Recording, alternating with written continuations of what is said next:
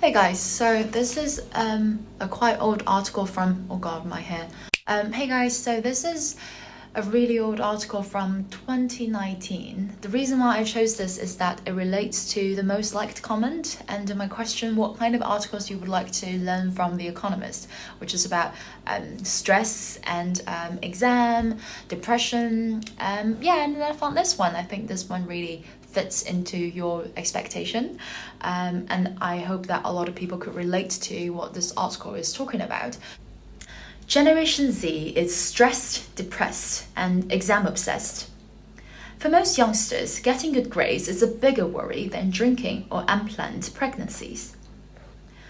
Move over, millennials.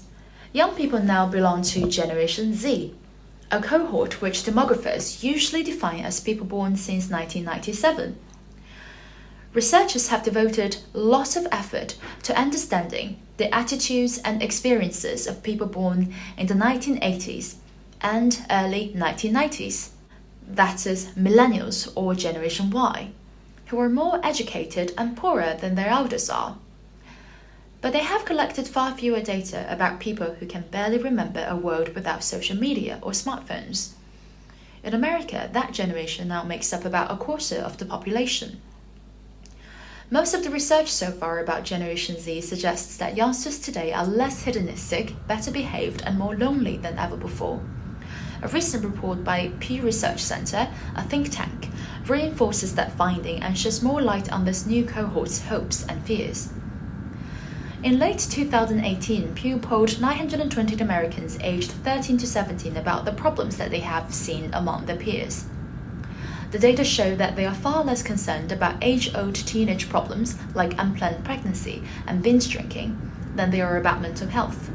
Fully 70% of respondents thought anxiety and depression were a major issue among their peers. Teenagers from poorer households tended to report a wider range of behavioral problems than those from rich households, but concerns about mental health seem to affect both groups equally. What is causing such widespread stress and dejection among the young? One answer might be that social media have made teenagers feel more isolated from their friends and tormented by their peers. More than half of those surveyed by Pew cited bullying as a major problem. Another reason might be academic worries. Members of Generation Z, even more so than the millennials before them, seem to have less desire to get wasted and more to get top grades.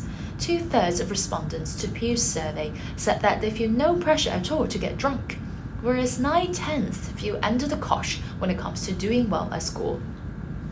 A final explanation might be that people of all ages have become more anxious and depressed, or at least more willing to talk about it. Surveys of American college students show that the proportion who report depressive tendencies has been rising since at least the 1950s. Today, nearly a fifth of the country's adults live with a mental health condition, according to the National Institute of Mental Health. The WHO estimates that depression and anxiety disorders cost the global economy about $1 trillion each year. It reckons that investing more in psychiatric treatment would help alleviate some of that burden, since it has calculated that every dollar a government spends on treatment leads to a return of $4 by improving health and productivity. America could certainly devote more than the 0.05% of its health budget that it currently does to such care. That might soothe depressed teenagers, but it is unlikely to help them much with their homework. Right, so that's the end of this article. If you have any questions about its words or anything about this article, please feel free to leave them in the comment section down below so that when I prepare for the more detailed article where I go through this one, I can take your questions into consideration and try to tackle them.